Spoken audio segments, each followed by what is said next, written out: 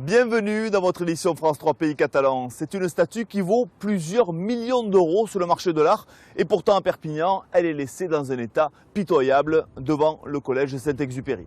Mais tout d'abord, Il y a quelques jours à Paris, cette sculpture d'Alexandre Calder a été vendue près de 5 millions d'euros aux enchères.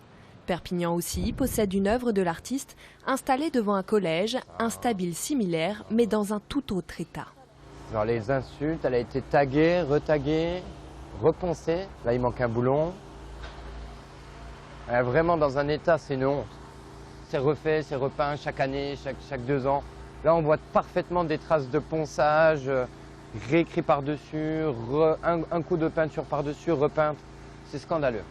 L'Américain Alexandre Calder est considéré comme l'un des plus grands sculpteurs du XXe siècle. Alors pour Clément Cividino, spécialiste de cette période, c'est un crève-cœur de voir ce patrimoine artistique laissé à l'abandon. Il faut se saisir du dossier. Là, il y a déjà une première étape qui est la sensibilisation, la mise en lumière de cette œuvre et la sensibilisation par rapport à cet art moderne qui est encore méconnu par le grand public. C'est une audace pour la ville de Perpignan. Alors, quand je dis la ville ou la région même, hein, le département, d'avoir en sa possession une sculpture de cette envergure de Calder. À Perpignan, l'œuvre nommée Les Ailes brisées a été conçue pour le collège Saint-Exupéry en 1967. C'est donc à l'établissement et au département qu'elle appartient. Elle est forcément attachée au collège. On ne peut pas la mettre ailleurs qu'en proximité du collège.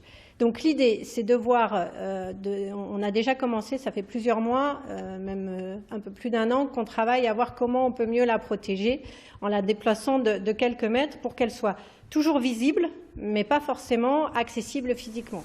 Selon le conseil départemental, une restauration n'est pas nécessaire, mais la sculpture subira prochainement un autre nettoyage.